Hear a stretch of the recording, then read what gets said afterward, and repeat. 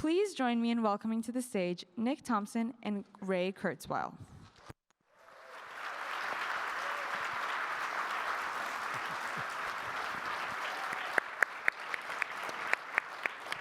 All right. I'm so excited to be here with you, Ray. It's great to be here. Great to see everybody together. Yeah. Beautiful audience. So my favorite thing in that introduction of you was that you have been working in AI longer than any other human alive, which means if you live forever, and we'll get to that, you will always have that distinction. I think that's right. Marvin Minsky was actually my mentor. If he were alive today, he would actually be more than 61 years. So. And we're going to bring him back also. So maybe you'll, I'm not sure how we'll count the distinction then.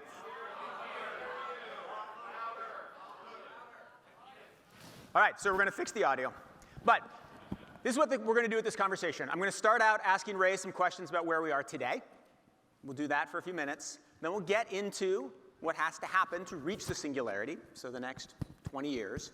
Then we'll get into a discussion about what the singularity is, what it means, how it would change our lives. And then at the end, we'll talk a little bit about how, if we believe this vision of the future, what it means for us today. Ask your questions. They'll come in. I'll ask them as they go in the different sections of the conversation. But let's get cracking. Can you hear me?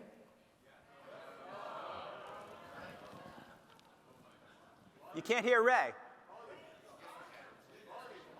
Well, this will be recorded. You guys are going to all live forever. There'll be plenty of time. It will be fine. I'm just going to get started. I assume the audio will get worked out. They do a fabulous job here at South by. I think they should be able to hear me and you. All right, we got this over on the right. Audio engineers, are we good to go? We're good to go. All right. All right, first question, Ray. So, you've been working in AI for 61 years. Oh, wait, can you hear me? Let's not. So everybody in the front can hear you, but nobody in the back can hear you. Can you hear me now? Okay. All right. I'll speak louder. First question. So, you've been living in the AI revolution for a long time. You've made lots of predictions, many of which have been remarkably accurate. We've all been living in a remarkable 2-year transformation with large language models, 1.5 years. What has surprised you about the innovations in large language models and what has happened recently?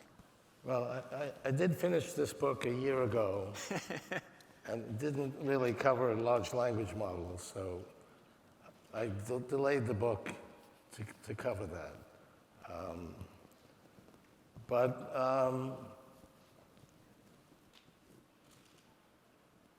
I was expecting that to happen like a couple of years later. I mean, I made a prediction in 1999 that would happen by 2029.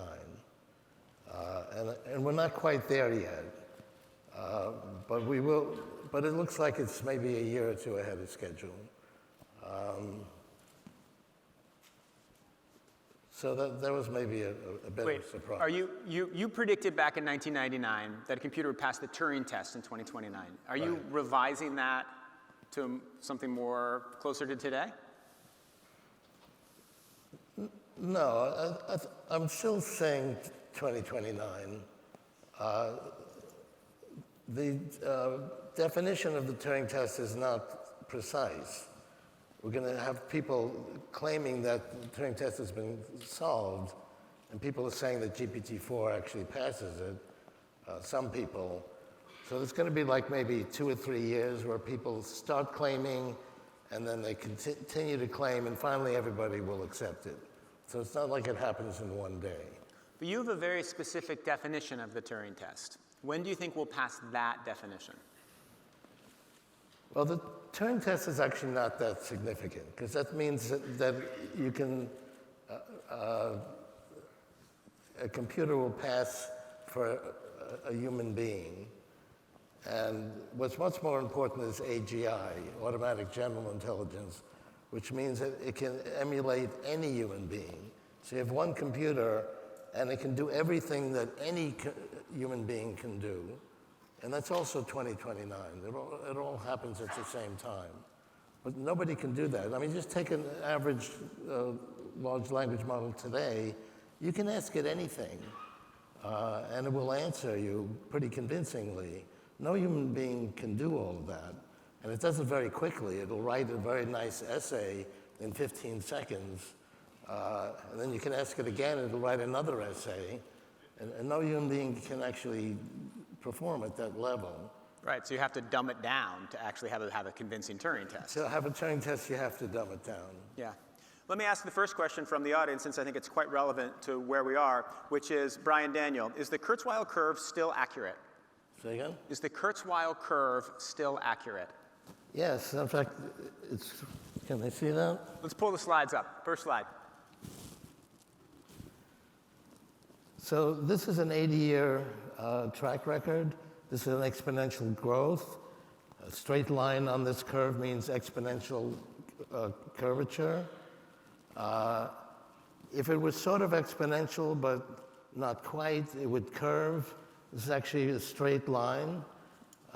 It started out with a computer that did 0.0000007 calculations per second per constant dollar. That's the lower left-hand corner.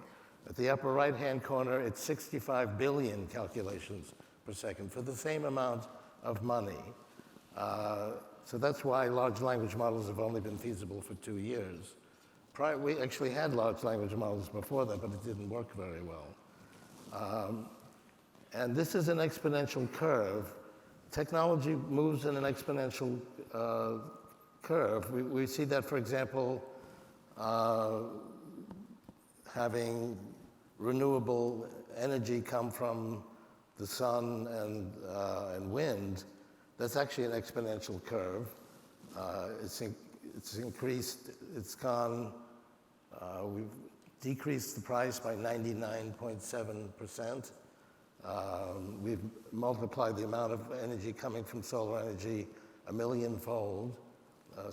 So this kind of curve really directs all kinds of technology. And this is the reason that we're making progress. I mean, we knew how to do large language models years ago, but we're dependent on this curve. And it's pretty amazing. And it started out increasing relay speeds, then vacuum tubes, then integrated circuits. And each year, it makes the same amount of progress, approximately, regardless of where you are on this curve. We just added the last point, and it's, again, we basically multiply this by 2 every 1.4 years. And this is the reason that computers are exciting, but it actually affects every type of technology. And we just added the last point like 2 weeks ago. All right. So let me ask you a question. You know, you wrote a book about how to build a mind. You have a lot about how the human mind is constructed. A lot of the progress in AI systems are being built on what we understand about neural networks, right? So clearly our understanding of this helps with AI. In the last 2 years, by watching these large language models, have we learned anything new about our brains? Are we learning about the insides of our skulls as we do this? It really has to do with the amount of connections. The brain is actually organized fairly differently. The things near the eye, for example, deal with vision. And we have different ways of implementing different parts of the brain that remember different things. We actually don't need that. Mm-hmm. In a large language model, all the connections are the same. We have to get the connections up to a certain point. If it approximately matches what the brain does, which is about 1 trillion connections, it will perform kind of like the brain. We're kind of almost at that point. Wait, so GPT-4 is 400 billion. The next ones will be 1 trillion or more. So the construction of these models, they are more efficient in their construction than our brains are. We make them to be as efficient as possible, but it doesn't really matter how they're organized. Mm-hmm. And we can actually create certain software that will actually expand the amount of connections more for the same amount of computation. But it really has to do with how many connections a particular computer is responsible for. So as we approach AGI, we're not looking for a new understanding of how to make these machines more efficient. The transformer architecture was clearly very important. We can really just get there with more compute. But the software and the learning is also important. I mean, you could have 1 trillion connections, but if you didn't have something to learn from, it wouldn't be very effective. So we actually have to be able to collect all this data. So we do it on the web and so on. I mean, we've been collecting stuff on the web for several decades. That's really what we're depending on to be able to train these large language models. And we shouldn't actually call them large language models because they deal with much more than language. I mean, it's language, but you can add pictures, you can add things that affect disease that have nothing to do with language. In fact, we're using now simulated biology to be able to simulate different ways to affect disease, and that has nothing to do with language. So they really should be called large event models. Do you think there's anything that happens inside of our brains that cannot be captured by computation and by math? No. I mean, what would that be? I mean, Okay, quick poll of the audience. Raise your hand if you think there's something in your brain that cannot be captured by computation or math, like a soul. All right, so convince them that they're wrong, Ray. I mean, consciousness is very important, but it's actually not scientific. There's no way I could slide somebody in and the light will go on. Oh, this one's conscious. No, this one's not. It's not scientific, but it's actually extremely important. And another question, why am I me? How come what happens to me I'm conscious of, and I'm not conscious of what happens to you? These are deeply mysterious things, but they're really not, it's really not conscious. So Marvin Minsky, who was my mentor for 50 years, he said it's not scientific and therefore we shouldn't bother with it. And any discussion of consciousness he would kind of dismiss. But he actually did, his reaction to people was totally dependent on whether he felt they were conscious or not. So he actually did use that. But it's not something that we're ignoring because there's no way to tell whether something's conscious. And that's not just something that we don't know and we'll discover. There's really no way to tell whether or not something is conscious. What do you mean? Like, this is not conscious, and the gentleman sitting right there is conscious. I'm pretty confident. How do you prove that?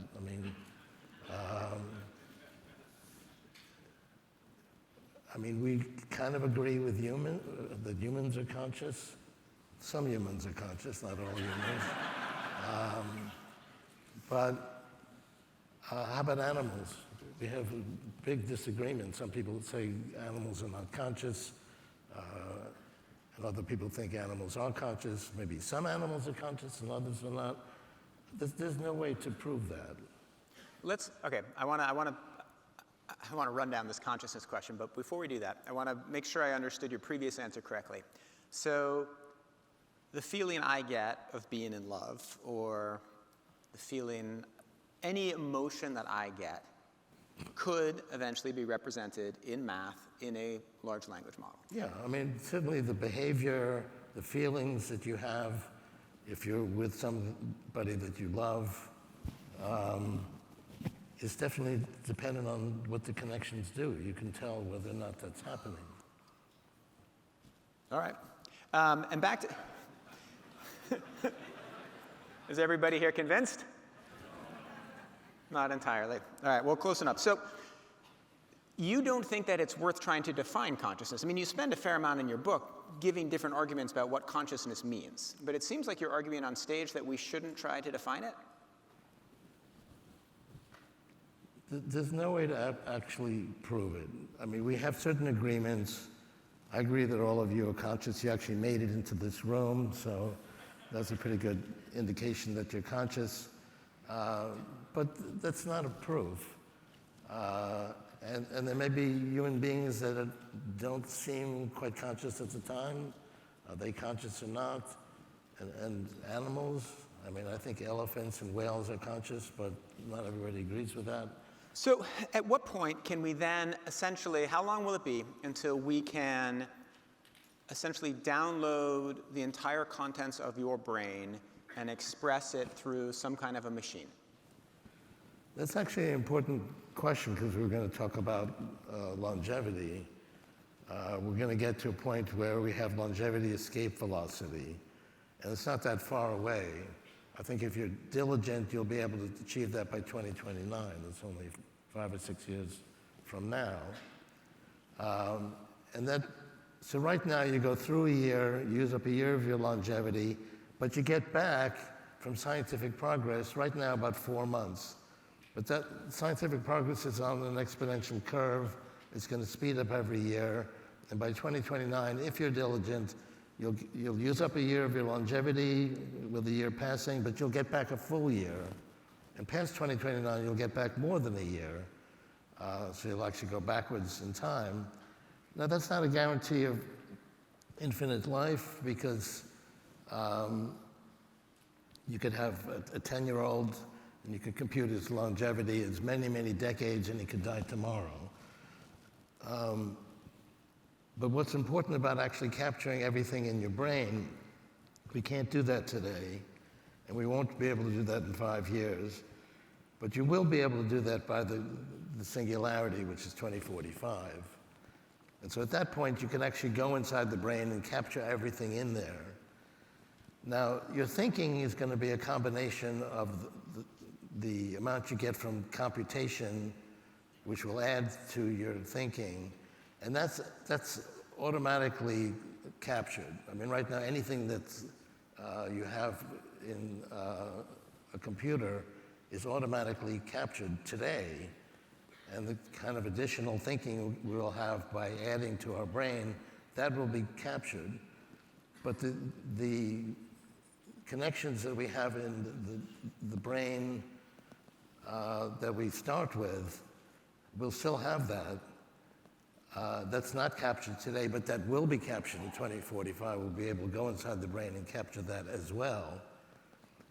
And therefore, we'll actually capture the entire brain, which will be backed up. So even if you get wiped out, you walk into a bomb and it explodes, we can actually recreate everything that was in your brain by 2045. That's one of the implications of the singularity. Now that doesn't absolutely guarantee because, I mean, the world could blow up and all the computer, all the things that contain computers could blow up and so you wouldn't be able to recreate that. So we never actually get to a point where we absolutely guarantee that you live forever, but most of the things that right now would upset capturing that will be overcome by that time. There's a lot there, Ray. Let's start with escape velocity. So do you think that anybody in this audience, in their current biological body, will live to be 500 years old? You asking me? Yeah. Absolutely. And who? I mean, if you're going to be alive in 5 years, and I imagine all of you will be alive in 5 years. No, okay. If they're alive for 5 years, they will likely live to be 500 years old. If they're diligent, and I think the people in this audience will be diligent. So. Wow, all right, well, you can drink whatever you want as long as you don't get run over tonight because you don't have to worry about decline. All right, so Let me ask a question. we're going to spend a lot of time on what the singularity is, what it means, and what it'll be like, but I want to ask some questions that'll lead us up there. So I'm going to take this question from Mark Sternberg and modify it slightly. In the time frame, AI will be able to do, or sufficiently sophisticated computers, in your argument, can do everything that the human brain can do. What will they not be able to do in the next 10 years? Well,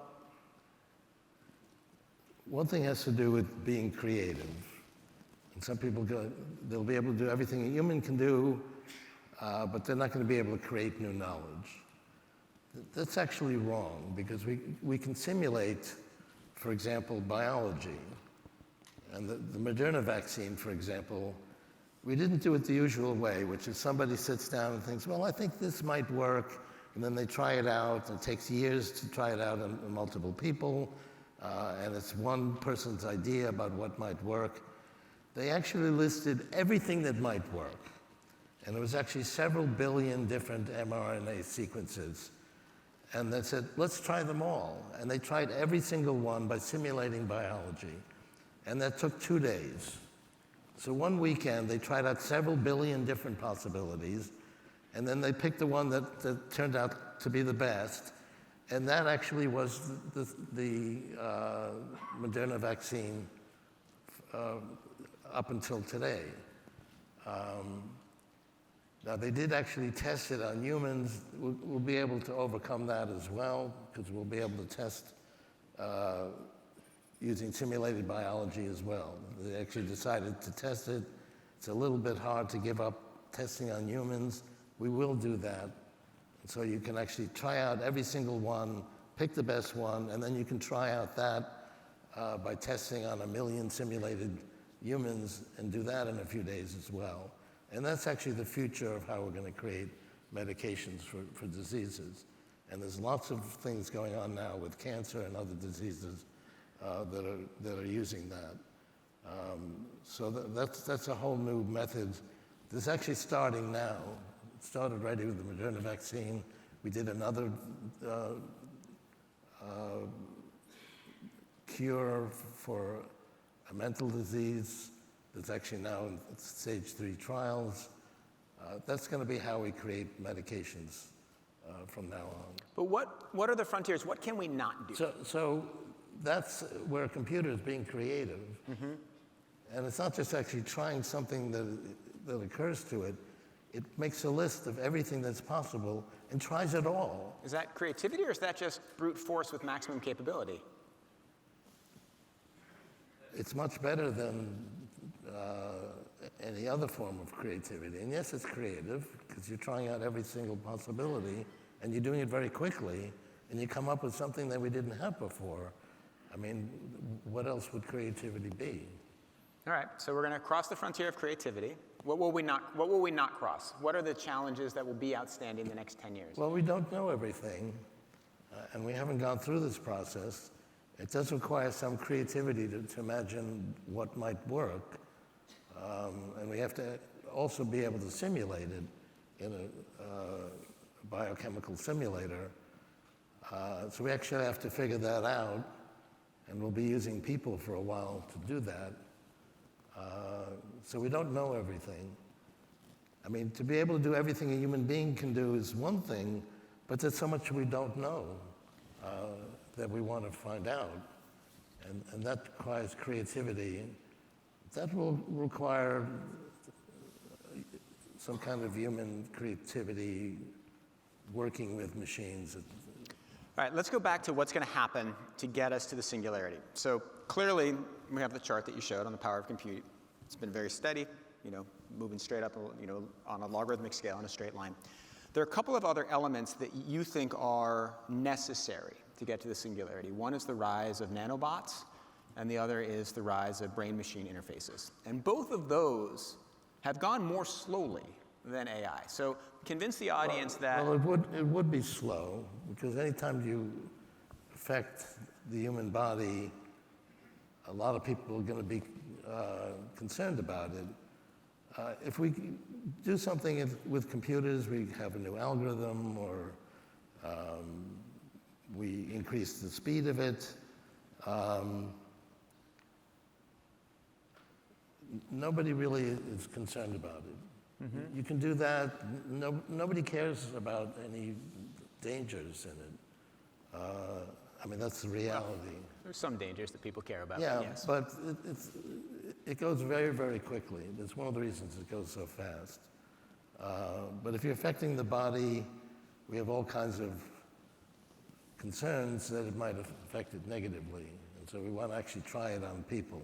But the reason brain-machine interfaces haven't moved at an exponential curve isn't just because, you know, lots of people are concerned about the risks to humans. I mean, as you explain in the book, they just don't work as well as they could. If we could try things out without having to test it, it would go a lot faster. I mean, that's the reason it goes slowly.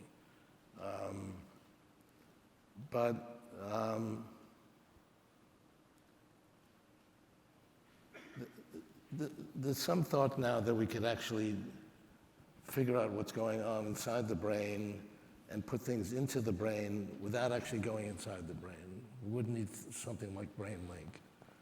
We could just, I mean, there's some tests where we can actually tell what's going on in the brain without actually putting something inside the brain.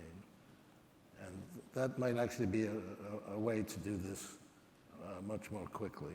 But your prediction about the singularity depends, maybe I'm reading it wrong, not just on the continued exponential growth of compute, but on solving this particular problem too, right?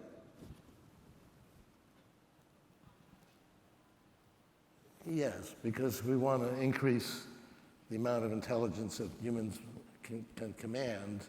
And so we have to be able to marry the best computers with our actual brain.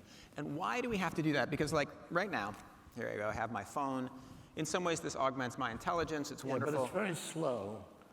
I mean, if I ask you a question, you're going to have to type it in or speak it, and it takes a while. I mean, I ask a question, and then people fool around with their computer. It might take 15 seconds or 30 seconds. It's not like it just goes right into your brain. I mean, these are very useful. These are brain extenders. We didn't have these a little while ago. Generally, in my talks, I ask people, who here has their phone? I'll bet here, maybe there's one or two people, but everybody here has their phone. That wasn't true 5 years ago, definitely wasn't true 10 years ago. And it is a brain extender, but it does have some speed problems. So we want to increase that speed. A question could just come up where we're talking, and the computer would instantly tell you what the answer is without you having to fool around with an external device. And that's almost feasible today. And something like that would be helpful to do this. But could you not get a lot of the good that you talk about if we just kept it? The problem with connecting our brains to the machines is suddenly you're in this whole world, these complicated privacy issues where stuff is being injected in my brain, stuff in my brain is going elsewhere. Like, you're opening up a whole host of ethical, moral, existential problems. Can't you just make the phones a lot better? Well, that's the idea, that we can do that without having to go inside your brain, but be able to tell what's going on in your brain externally without going inside the brain, with some kind of device. All right, well, let's keep moving into the future. So we're moving into the future. We have exponential growth of computer. We solve a way of, ideally figuring out how to communicate directly with your brain to speed things up. Explain why nanobots are essential to your vision of where we're going. Well, if you really want to tell what's going on inside the brain, you've got to be able to go at the level of the particles in the brain so we can actually tell what they're doing. And that's feasible. We can't actually do it, but we can show that it's feasible. And that's one possibility. We're actually hoping that you could do this without actually affecting the brain at all. Okay. All right, so we're pushing ahead. We've got nanobots. They're running around inside of our brain. They're understanding in their head, they're extracting thoughts, they're inputting thoughts. Let's go to this nice question, which fits in lovely, from Louise Kandreva. What are the 5 main ethical questions that we will face as that happens?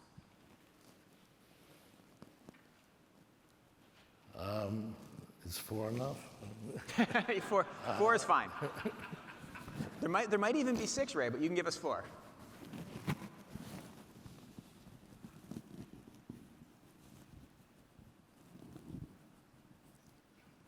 I mean, we're going to have a lot more power if we can actually, with our own brain, control computers.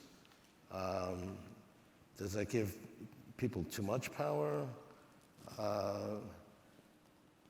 Also, I mean, right now we talk about having a certain amount of value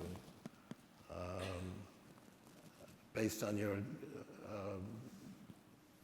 talent. This will give talent to people who otherwise don't have talent. And talent won't be as important because you'll be able to gain talent just by merging with the right kind of large language model, or whatever we call them. And it also seemed kind of arbitrary why we would give more power to somebody who has more talent, because they didn't create that talent, they just happen to have it. But everybody says we should give somebody who has talent in an area more power. This way you'd be able to gain talent. Just as in the Matrix, you could learn to fly a helicopter just by downloading the right software, as opposed to spending a lot of time doing that. Is that fair or unfair? I mean, I think that would fall into the ethical challenge area.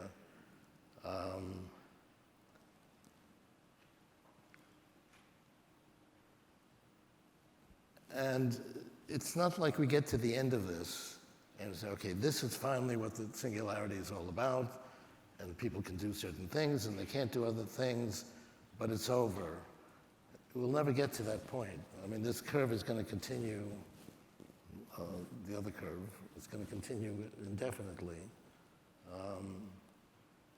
And we've actually shown, for example, with nanotechnology, we can create a computer where a 1-liter computer would actually match the amount of power that all human beings today have, like 10 to the 10th persons, would all fit into 1-liter computer.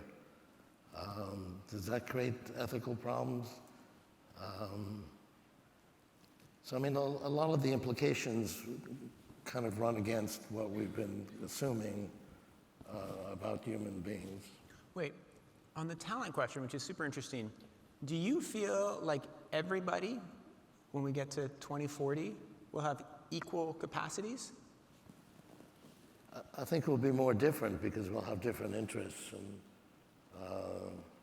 you might be into some fantastic type of music, and I might be into some kind of literature or something else. I mean, we're going to have different interests, and so we'll excel at certain things depending on what your interests are.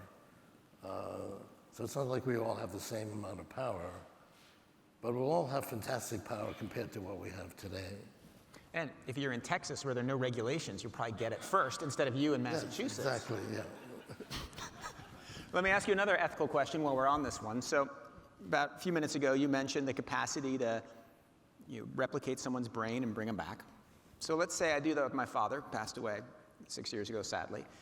I bring him back, and I'm able to create a mind and a body just like my father's, right? It's exact, perfect replica, all of his thoughts.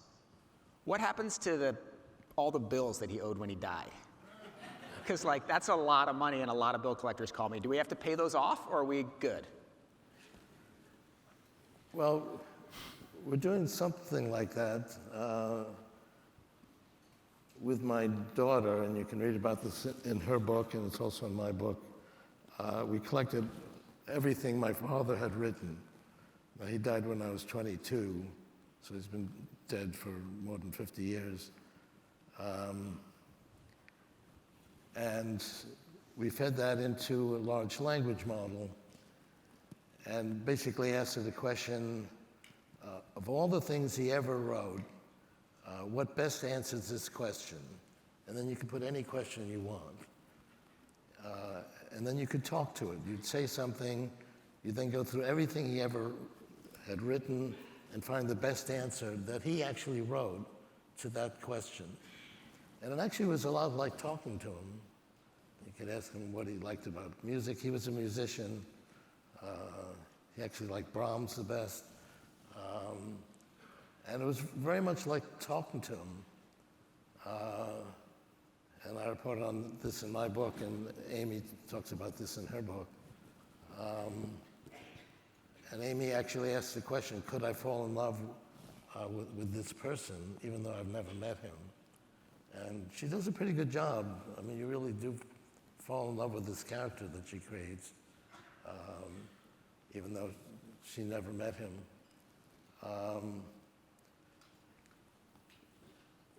So we can actually, with today's technology, do something where you can actually emulate somebody else. And I think as we get further on, we can actually do that more and more responsibly and more that really would match that person, and actually emulate the way he would move and so on, his tone of voice. Well, you know, my dad, he loved Brahms too, particularly those piano trios. So if we can solve the back taxes problem, we'll get my dad and your dad's bots. Hang out, it'd be great. Well, yeah, that would be cool. All right. All right. We got 20 minutes left. I want to get to the thing that I most want to understand, because it's something that's, by the way, this book is wonderful. I think you guys are all going to get signed copies of it when it comes out. It's truly remarkable, as are all of Ray's books. Whether you agree or disagree, they'll definitely make you think more. One of the things that I don't think you do in this book is describe what a day will be like in 2045, when we're all much more intelligent. So it's 2045. We're all a million times as intelligent. I wake up. Do I have breakfast or do I not have breakfast? Well, the answer to that question is kind of the same as it is now. But first of all, the reason it's called a singularity is because we don't really fully understand that question. Singularity is borrowed from physics. The singularity in physics is where you have a black hole and no light can escape, and so you can't actually tell what's going on inside the black hole. And so we call it a singularity, a physical singularity. So this is a historical singularity, but we're borrowing that term from physics and call it a singularity, because we can't really answer the question. If we actually multiply our intelligence a millionfold, what's that like?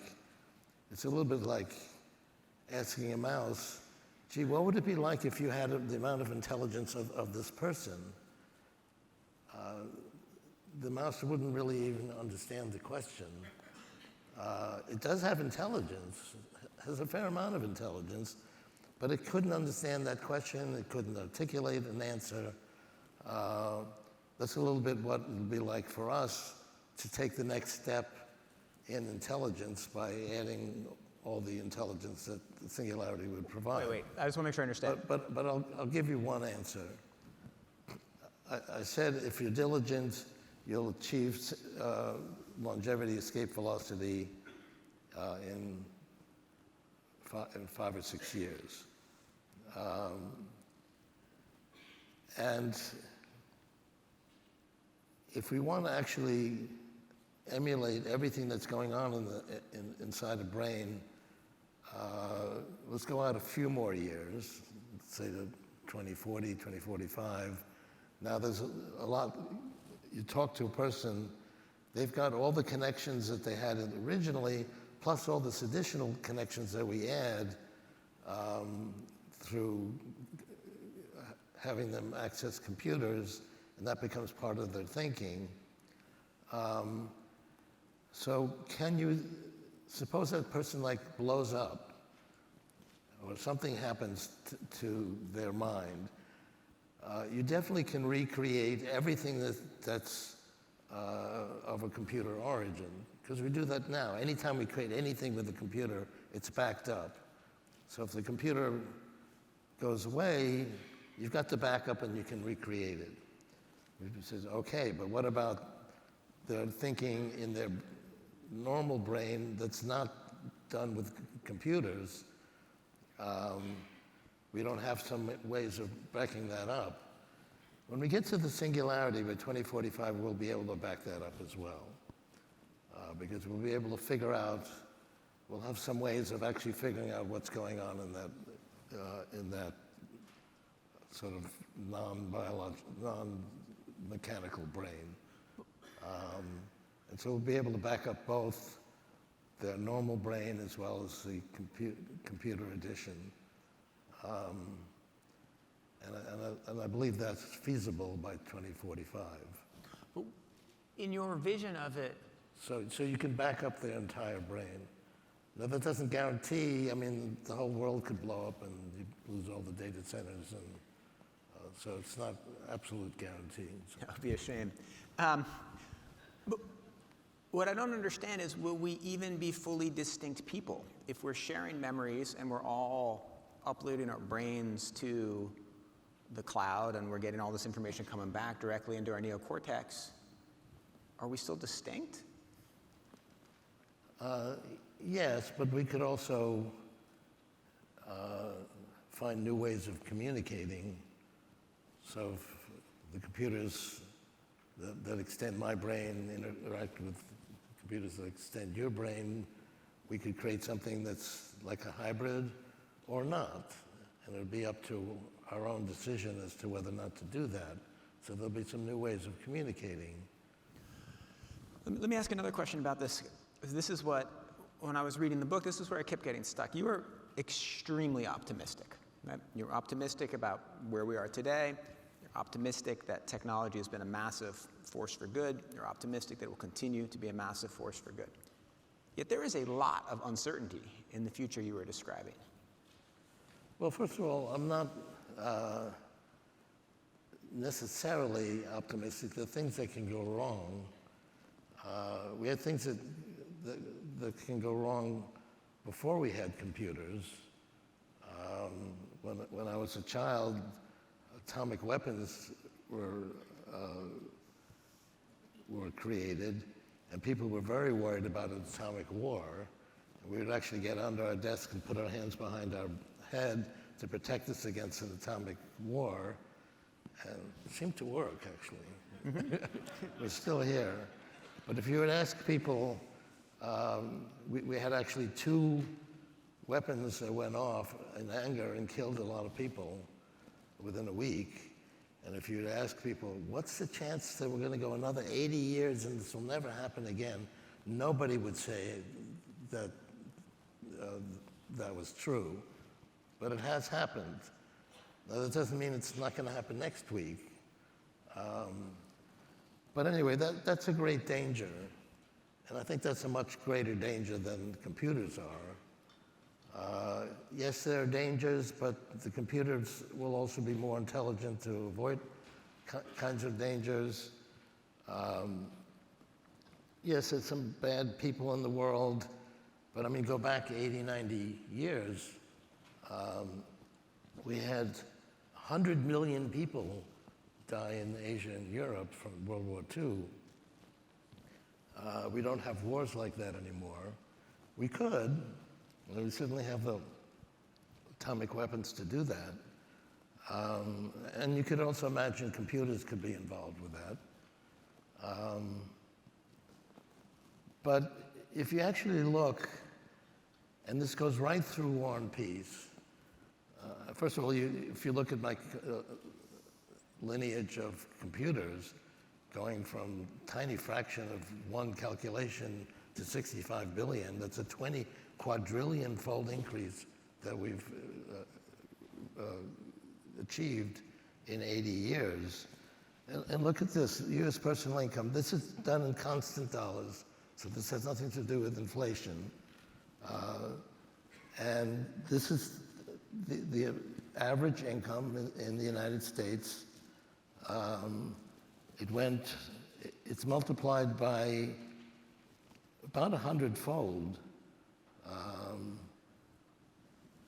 And we live far more successfully if you actually, people say, oh, things were great 100 years ago. They weren't. And you can look at this chart, and I've got 50 charts in the book that show the kind of progress we've made.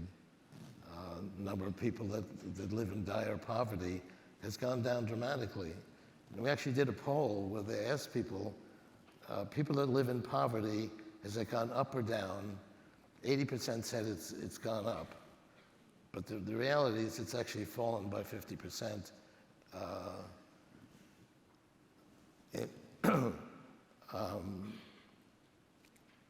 in the last 20 years.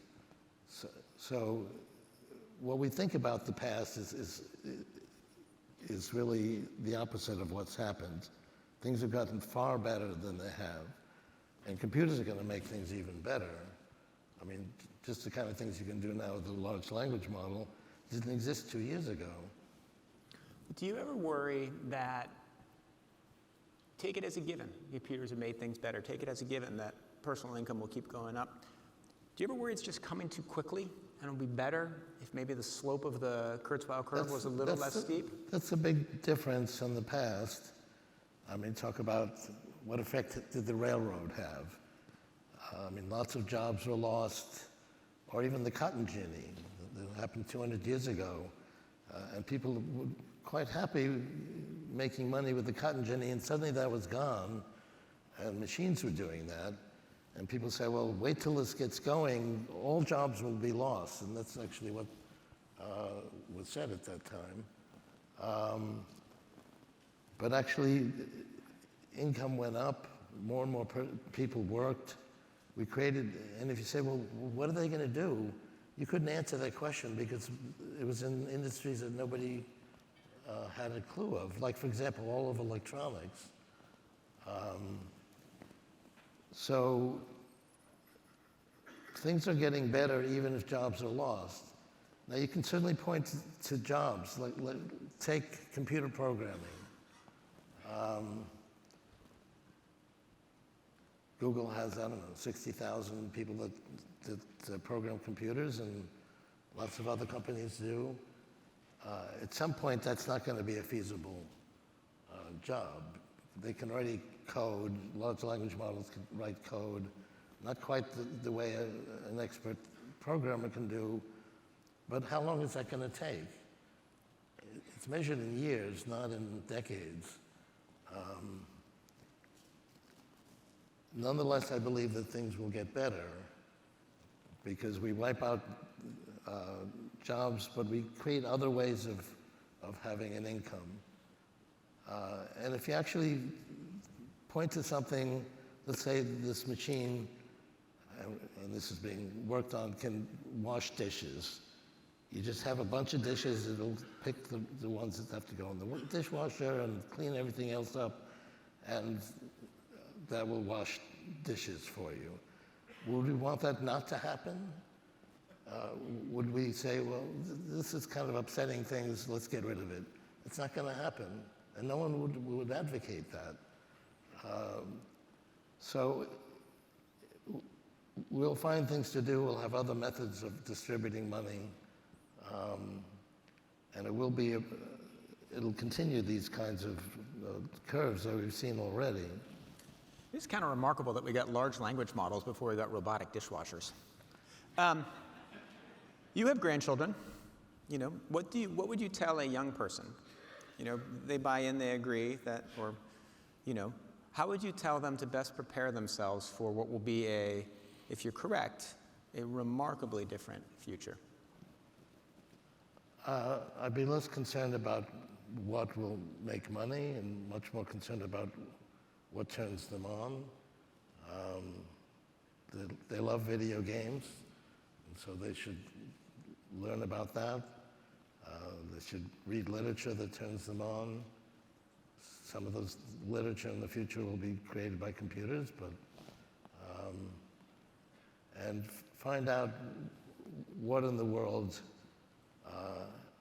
has a positive effect on their mental being. And if you know that your child or your grandchild, this gets to one of the questions that is asked on the screen here, if you know that someone is going to live for hundreds of years, as you predict, how does that affect the way, certainly it means they shouldn't retire at 65, but what else does it change about the way they should think about their lives? Well, I talk to people and they say, well, I wouldn't want to live past 100, or maybe they're a little more ambitious to say, I don't want to live past 110. But if you actually look at when people decide they've had enough and they don't want to live anymore, that never, ever happens unless these people are in some kind of dire pain. They're in physical pain or emotional pain or spiritual pain or whatever, and they just cannot bear to be alive anymore. Nobody takes their lives other than that. And if we can actually overcome many kinds of physical problems, and cancers wiped out and so on, which I expect to happen, people will be even that much more happy to live, and they'll want to continue to experience tomorrow. And tomorrow's going to be better and better. These kinds of progress is not going to go away. So people will want to live, unless they're in dire pain, but that's what the whole sort of medical profession is about, which is going to be greatly amplified by tomorrow's computers. Let me ask you a great question that has popped on the screen. This is from Colin McCabe. AI is a black box. Nobody knows how it was built. How do you show that AI is trustworthy to users who want to trust it, adopt it, and accept it, particularly if you're going to upload it directly into your brain? Well, it's not true that nobody knows how they work. Right. Most people who are using a large language model don't know what data sense went into it. There are things that happen at the transformer layer that even the architects don't understand. Right, but we're going to learn more and more about that. And in fact, how computers work will be, I think, a very common type of talent that people want to gain. And ultimately, we'll have more trust of computers. I mean, large language models aren't perfect, and you can ask it a question and it can give you something that's incorrect. I mean, we've seen that just recently. The reason we have these computers give you incorrect information is it doesn't have the information to begin with, and it actually doesn't know what it doesn't know. And that's actually something we're working on so that it knows, well, I don't know that. That's actually very good if it can actually say that, because right now it'll find the best thing it knows, and if it's never trained on that information and there's nothing in there that tells you, it'll just give you the best guess, which could be very incorrect. And we're actually learning to be able to figure out when it knows and when it doesn't know. But ultimately, we'll have pretty good confidence when it knows and when it doesn't know, and we can actually rely on what it says. So your answer to the question is A, we will understand more, and B, they'll be much more trustworthy, so it won't be as risky to not understand them? Right. Okay. You've spent your life making predictions, some of which, like the Turing test, you've held on to and been remarkably accurate. As you move from an overwhelming optimist to now slightly of a pessimist, what is a prediction? Well, my books have always had a chapter on how these things can go wrong, and parents. Tell me a prediction that you are chewing over right now, but you're not sure whether you want to make it or whether you don't want to make it. I mean, there's well-known dangers in nanotechnology. If someone were to create a nanotechnology that replicates well known as if it replicates everything into paper clips, and turn the entire world into paper clips, that would not be positive. No. And you, unless you're Staples. But then, and that's feasible. Take somebody who's a little bit mental to do that, but it could be done. And we actually will have something that actually avoids that. So we'll have something that can detect that this is actually turning everything into paper clips and destroy it before it does that. But I mean, I have a chapter in this new book, The Singularity is Nearer, that talks about the kinds of things that could happen. oh, the most remarkable part of this book is he does exactly the mathematical calculations on how long it would take nanobots to turn the world into gray goo and how long it would take the blue goo to stop the gray goo. That's remarkable. The book will be out soon. You definitely need to read until the end. But this leads to let me try and answer the question I asked before is what should young people think about and be working on? You said their passions and what turns them on. Shouldn't they be thinking through how to design and architect these future systems so they are less likely to turn us into gray goo or paper clips? Yeah. I don't know if everybody wants to work on that, But the folks in this room, right, technologically minded, you guys should all be working on not turning us into gray goo, right? yes, that'd be on the list. You know. But then that leads to another question, which is, what will the role of humans be in thinking through that problem when they're only a millionth or a billionth or a trillionth as intelligent as machines? Say that again? So we're going to have these really hard problems to solve, Yeah. right? Right now, we are, along with our machines, we can be extremely intelligent. But 10 years from now, 15 years from now, there will be machines that will be so much more intelligent than us.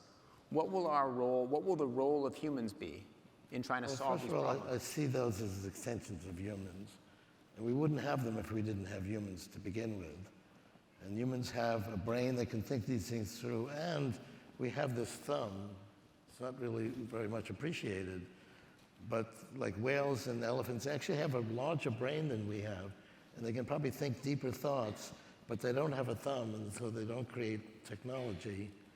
A monkey can create, it actually has a thumb, but it's actually down an inch or so, and therefore it really can't grab very well.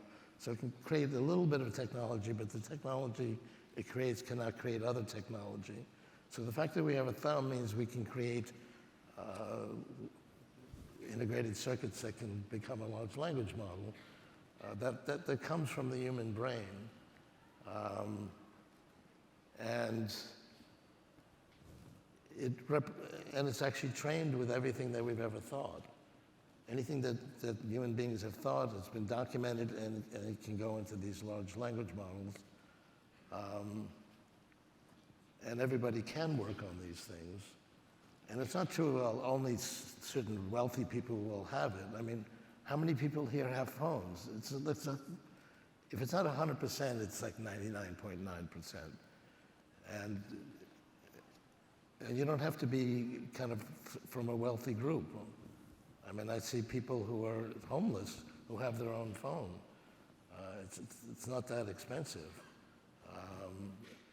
And so that represents the distribution of these capabilities. It's not something you have to be fabulously wealthy to afford. So you think that we're heading into a future where we're going to live much longer and we'll be much more equal? Say again? Well, you think we're heading into a society where we'll live much longer, be wealthier, but also much more equality? Yes, absolutely. And we've seen that already. All right. Well, we're at time, but Ray and I will be back in 21-24, 22-24, and 23-24. So thank you for coming today. Thank you so much. He is an American treasure. Thank you, Ray Kurzweil.